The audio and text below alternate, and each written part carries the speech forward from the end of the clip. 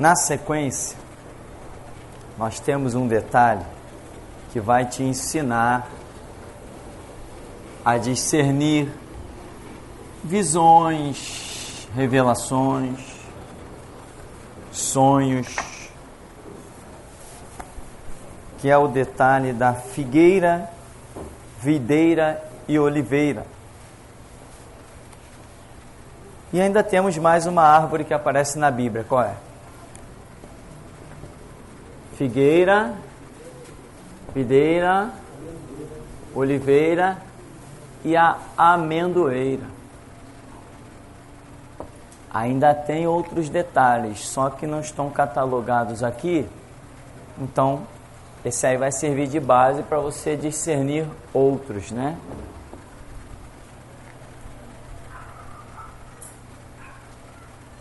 Figueira, videira e oliveira representa o quê? O Pai, o Filho e o Espírito Santo.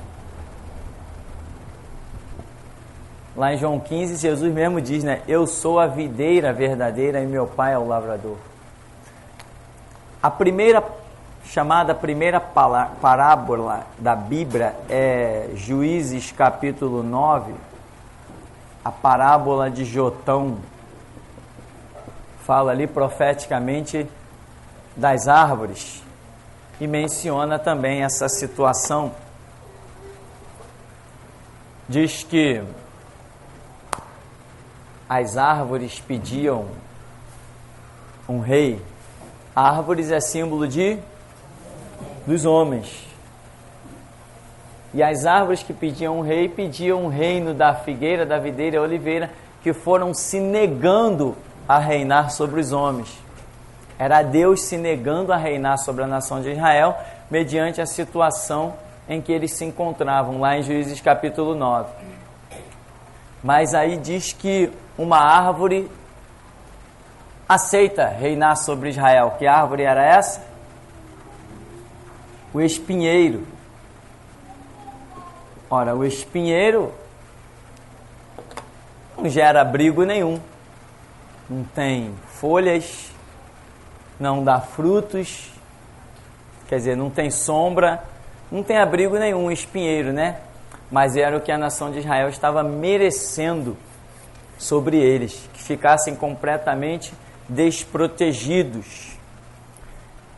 Então aí nós temos a nossa primeira referência, que é de Juízes capítulo 9.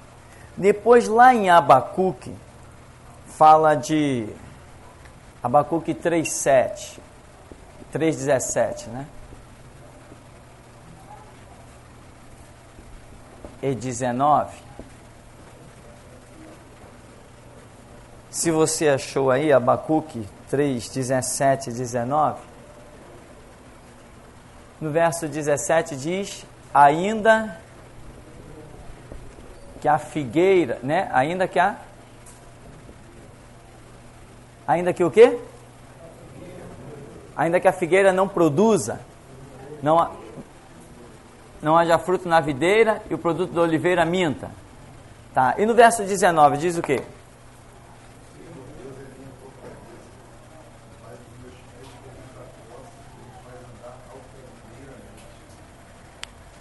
Tá.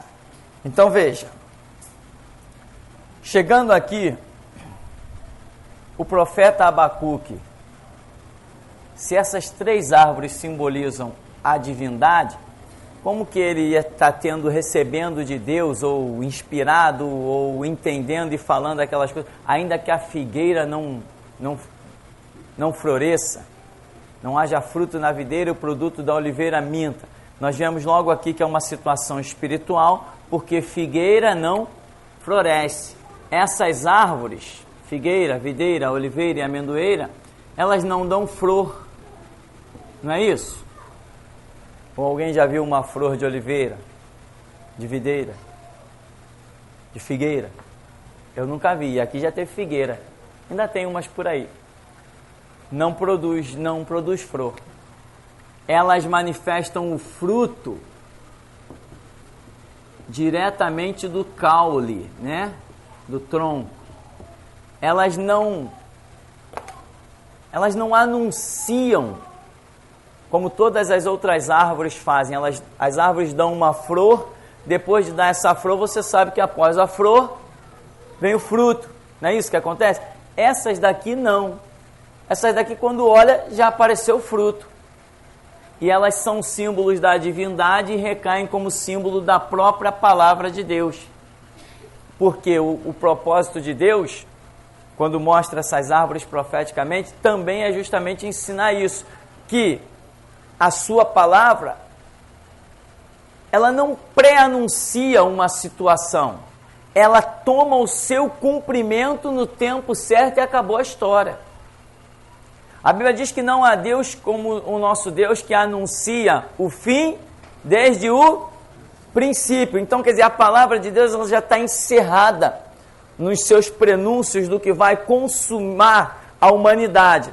Então agora ela não vai simplesmente anunciar nada como uma flor. Ela vem tomando o seu cumprimento em cada dispensação, em cada situação. Isso é a característica das árvores com a palavra de Deus. Automaticamente também essas árvores, figueira, videira e oliveira, elas recaem sobre a nação de Israel. Por quê? Porque a nação de Israel vem ser a representação da divindade sobre a terra, não vem?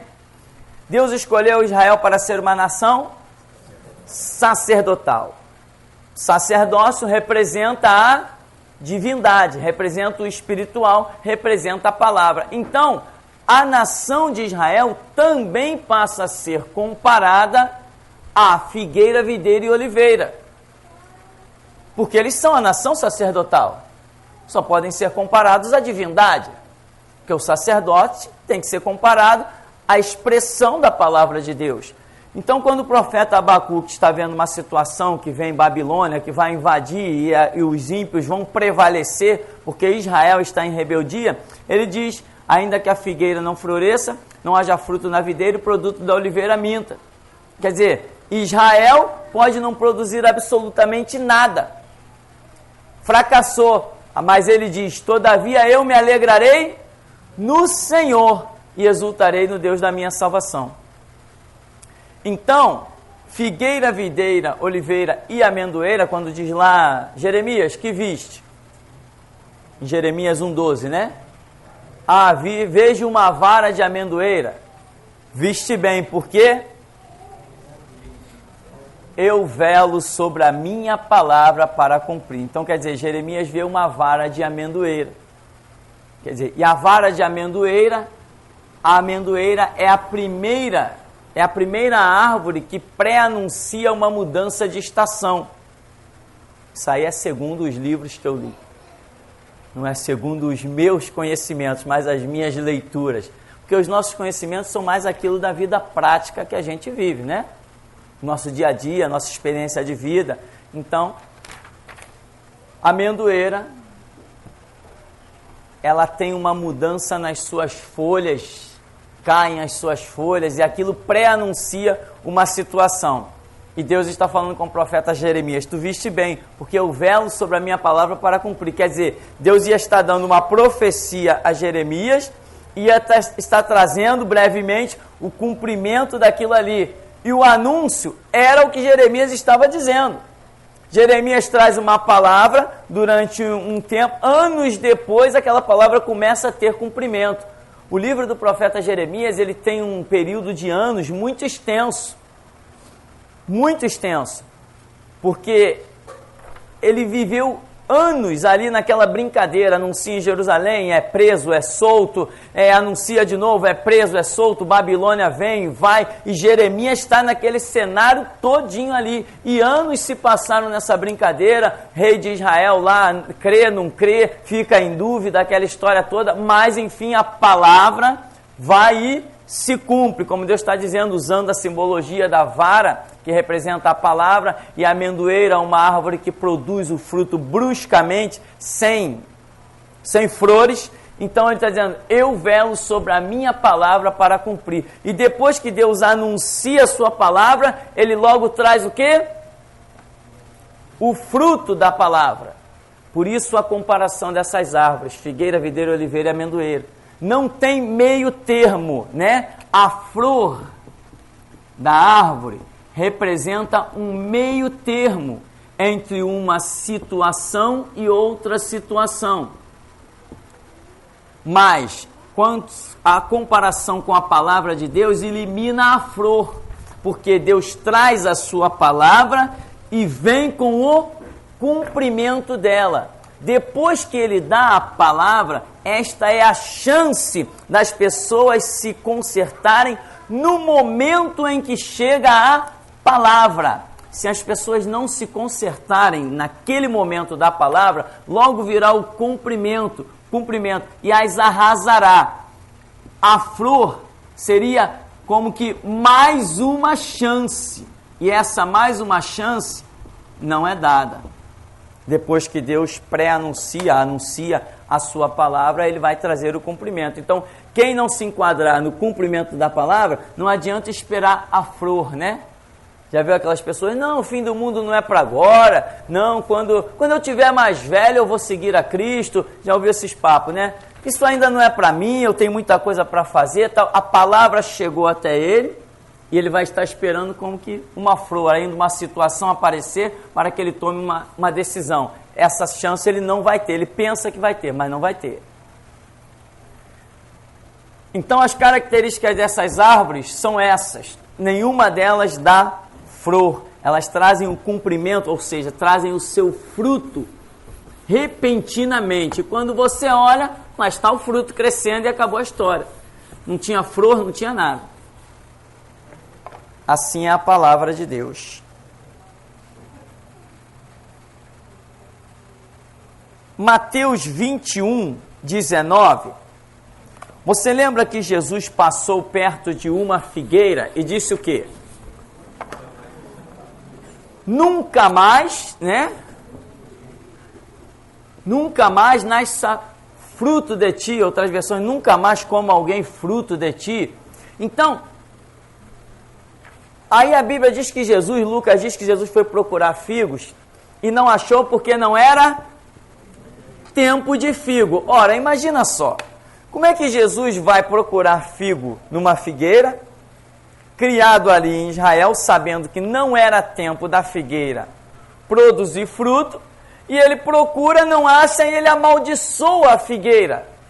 E aí, diz a Bíblia que, algumas versões dizem, no mesmo instante a figueira secou-se, outras passagens dizem que no dia seguinte, quando eles voltavam pelo mesmo caminho, os discípulos foram até ele e disseram assim, Senhor, a figueira que tu amaldiçoaste secou.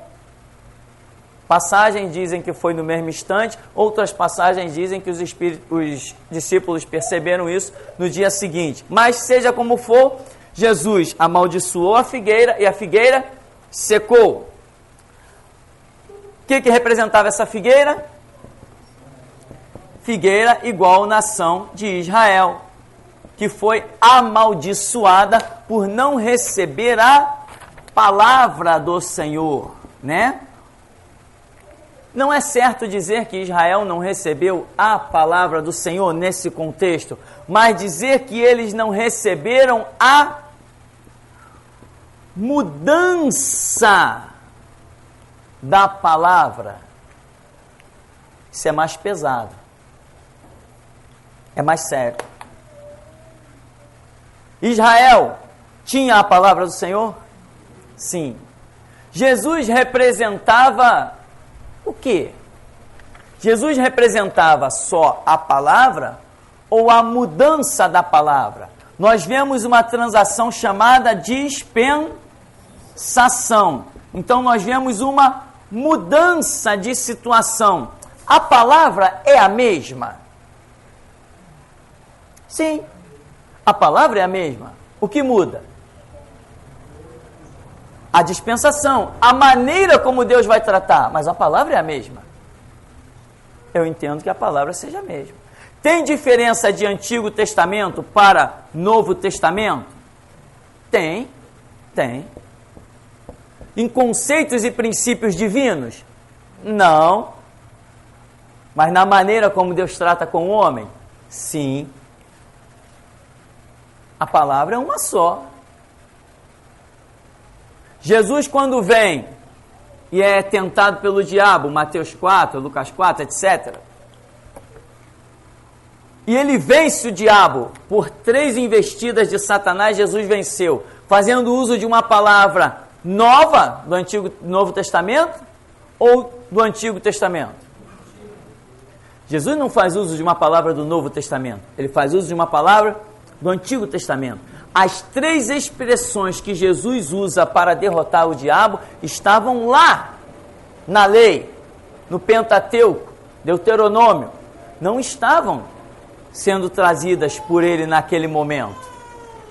Então ele está demonstrando que a palavra era uma só, mas a maneira como Deus estaria tratando com a humanidade seria outra.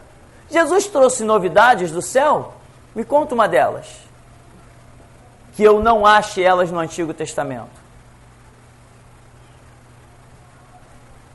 Tá aí o desafio, né? Quando ele diz assim, ouviste o que foi dito aos antigos, né? Parece que ele está dizendo que alguma coisa foi dito que agora ele estaria mudando, quando na verdade não é bem isso. Ele está enfatizando. Israel não tinha que amar o próximo, não? Esse não é um princípio constante de Deus? Israel não amou a meretriz, lá, meu nome, Raabe? Não amou? Porque estava enquadrada na palavra. Israel não tinha a obrigação de levar o conhecimento glorioso e libertador de Deus a todas as nações? Isso não é amor? O amor de Deus não está no Antigo Testamento? Sempre não esteve? A palavra sempre foi uma só. O que muda é a dispensação, a maneira de Deus tratar com a humanidade. Hoje nós pregamos restauração. É para as pessoas irem para o inferno ou para serem salvas? Qual foi o tempo que Deus mandou pregar para que as pessoas fossem para o inferno? Esse tempo nunca existiu. O objetivo de Deus sempre qual foi? Salvar ou condenar? Então a palavra sempre foi uma só. Jesus está demonstrando que Deus, quando ele usa lá na tentação, usa 3 expressões do Antigo Testamento, do começo do Pentateuco, lá quando Moisés estava lá, mal saindo do Egito. Isso está demonstrando que o homem sempre teve autoridade sobre o diabo. O problema é que ele nunca vestiu essa camisa. Mas sempre teve. Porque Jesus poderia chegar agora aqui, lá no monte que ele está com o diabo, e dizer assim, não, diabo, eu tenho uma palavra nova. É isso, isso e isso. Surpreendeu o diabo com uma palavra nova. Mas não, ele usou uma palavra antiga. Está escrito, já está escrito, olha, 3.000 anos atrás. Ao Senhor teu Deus adorarás. Já está escrito, não só de pão viverá o homem. Então ele estava demonstrando conceitos antigos, mas eternos. Você não acha o amor de Deus no Antigo Testamento? Acha também no Novo. Você não acha a justiça de Deus no Antigo Testamento? Acha também no Novo. Lembra de Ananias e Safira? Você não acha o juízo de Deus no Antigo Testamento? Acha também no Novo. Tudo que você acha no Antigo Testamento, acha no Novo. Qual é a diferença do Antigo para o Novo? A cruz de Cristo, que cancela a minha justificação por obras, pelos sacrifícios, pelas minhas condições. Isso é cancelado e agora eu sou justificado mediante a fé. Mas os princípios de amor, justiça, juízo, todos não permanecem? Desde o começo que o homem está sobre a terra? Então Jesus não nos trouxe uma palavra nova. Ele nos trouxe uma dispensação nova. Uma nova maneira de tratar com o homem dentro da sua própria palavra que sempre esteve sobre a terra. Então, essa mudança não de palavra, né? Foi o que fez Israel quando Jesus vai passando e diz, nunca mais nasça fruto de ti, porque Israel não aceitou a nova dispensação. Ele não aceitou a viver pela fé no sacrifício de Cristo.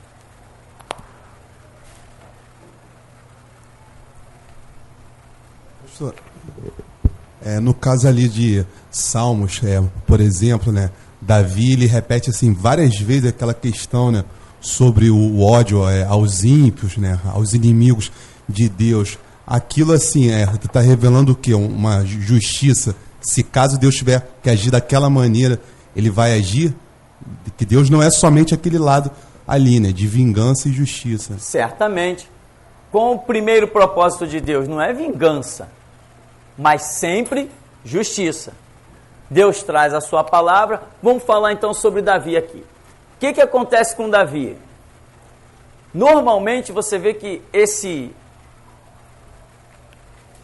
desejo ardente de Davi em ver a destruição dos ímpios, essa ira de Davi, normalmente ela está dentro de um contexto em que ele fala do amor à palavra e aos preceitos de Deus, e ele se ira porque os ímpios não guardam a palavra do Senhor. Então, ele tem aquela ira. Ele demonstra nos Salmos, ele demonstra em várias situações que ele tem uma ira contra os ímpios que blasfemam do nome do Senhor, não guardam a palavra do Senhor. Tudo bem, mas Davi se torna um rei, porque tem salmos ali que foram escritos antes que ele fosse rei. Davi se torna um rei poderosíssimo, tremendo, e ele mandou matar os ímpios. Ele criou guerra contra as nações. Ele mandou exterminar todo mundo. Ele não fez nada disso. A briga dele foi contra quem? Um povo, principalmente os filisteus, que foram exterminados no tempo de Davi, praticamente exterminados no tempo de Davi. Davi se levantou contra os filisteus, por quê? Porque a história dos filisteus era constantemente preparar, maquinar invasão contra Israel. Mas quando foi que Davi se levantou contra os que não guardavam a palavra do Senhor? Eu não achei. Então, no momento de ira, você pode dizer assim, que morram os inimigos, que vão para o inferno.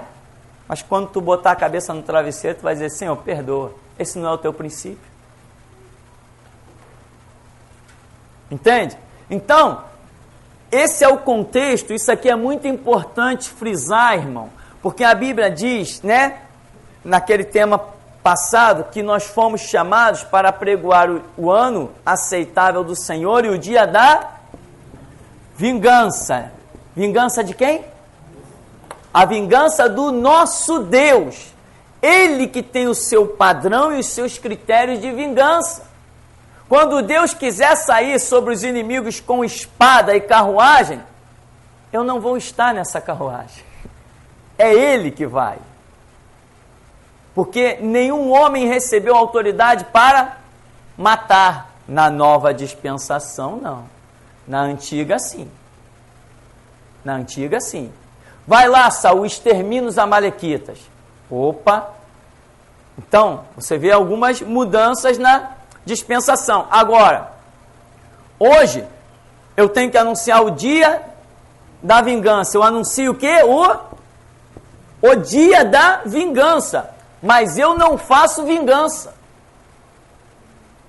Eu anuncio o dia da vingança, mas eu não faço vingança. Nessa conotação do Velho Testamento, se é a mesma palavra do Novo Testamento, eu posso afirmar então que um judeu, seguindo o Velho Testamento, ele pode ser salvo, sem conhecer a Jesus? Sim. Sim. Por quê? O Antigo Testamento é a palavra de Deus? Tá. O Novo Testamento também o é? Tá. Aqui no Antigo Testamento existe uma forma de Deus tratar com a humanidade. No Novo Testamento, uma outra forma.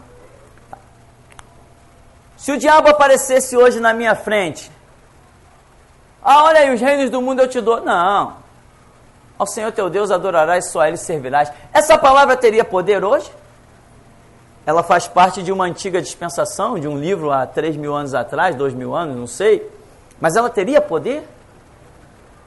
Quando nós dizemos assim, está escrito, não por força nem por violência, mas pelo meu espírito. Está escrito aonde? Zacarias 4:6.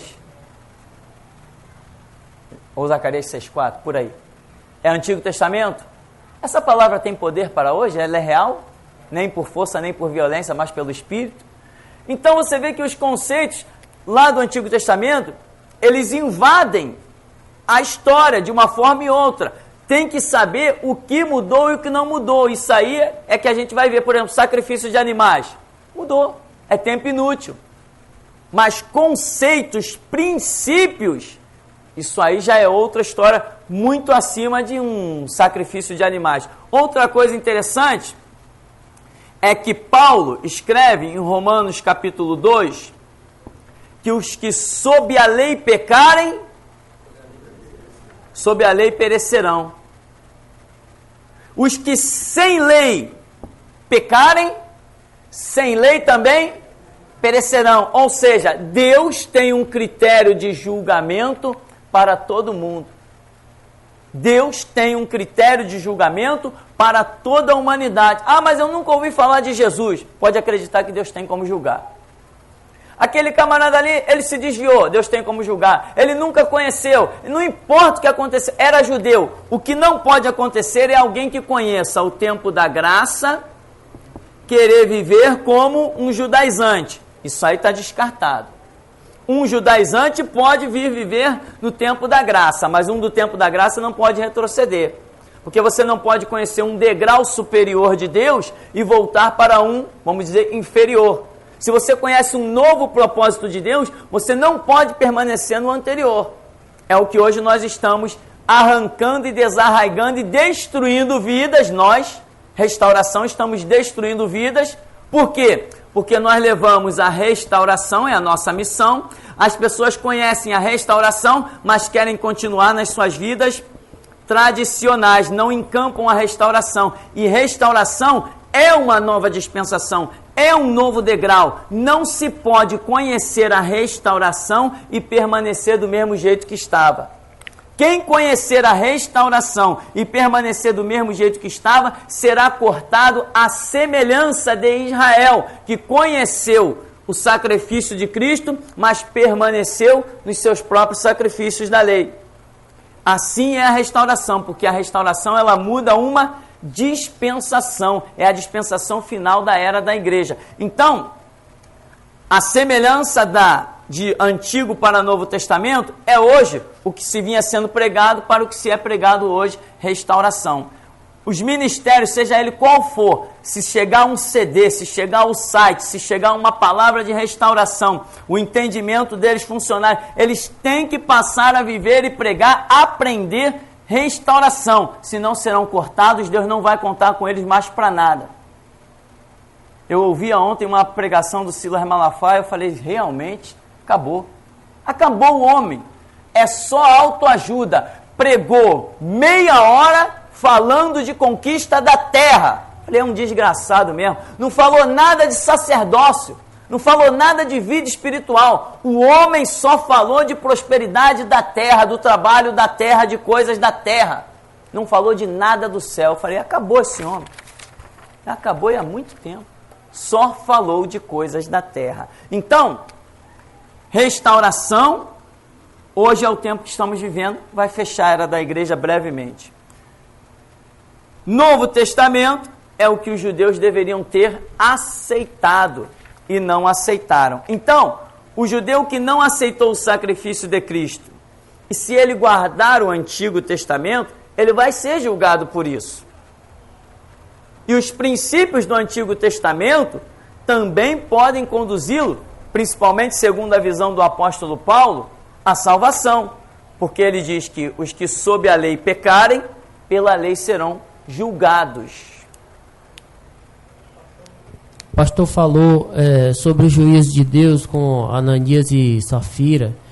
E algum tempo atrás teve um maremoto e relata lá em Apocalipse sobre que o mar, no capítulo 20, no versículo 13, que o mar devolveria os corpos à terra, né?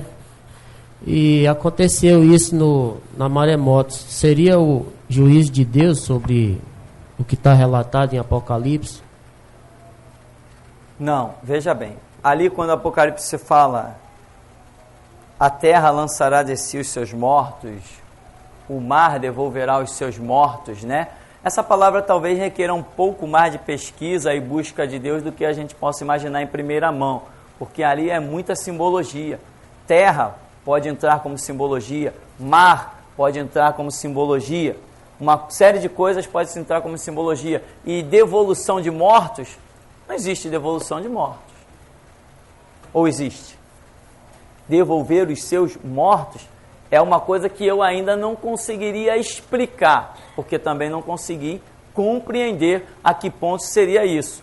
Agora, naturalmente falando, né, vou usar até essa expressão, naturalmente falando, o que nós entendemos disso aí é o seguinte, que ali como está falando de juízo, né, de julgamento, está querendo se referir que toda a humanidade, tanto da terra, vamos assim dizer, ou mar. O que é terra e mar? Terra e mar representa o quê? Todo o globo terrestre. O globo terrestre tem o quê? Terra e mar. Então, todo o globo terrestre, em qualquer lugar onde fosse possível se ocultar um cadáver, né? Dentro da terra ou dentro do mar, tudo isso seria devolvido. Devolvido em que termos? Para comparecer perante o tribunal de Cristo. Então, é isso que eu entendo. Que todos iriam ser chamados de volta para comparecer perante o tribunal de Cristo. E aí receberiam vereditos, né, do Senhor, salvo ou condenado, ou justificação por condenação, essas coisas que a gente viaja bastante por aí. Mais alguma pergunta?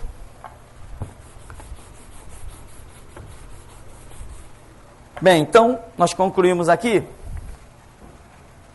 Sim, concluímos dizendo que Jesus amaldiçoou a figueira e ela representava a nação de Israel.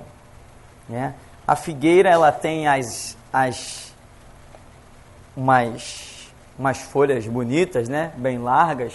Quando ela está numa terra bem própria mesmo, ela dá umas folhas imensas. E quem fica debaixo de uma figueira, a sombra é bem compacta, né? Aqui já teve uma que tinha mais ou menos uns 4 metros de altura. E é uma árvorezinha bem interessante. E o seu fruto, também madurinho, tirado do pé, é uma delícia. Então, figueira, videira, oliveira, representação da divindade. Amendoeira, também pode ser, está dentro do mesmo contexto. Também representa a nação de Israel, porque tinham um chamado para ser a nação de sacerdotes. E se são sacerdotes, automaticamente neles está a divindade. Aonde está o sacerdócio aprovado por Deus, aí está também a divindade. Perguntas? Encerramos por aqui então? Amém. Então vamos ficar por aqui.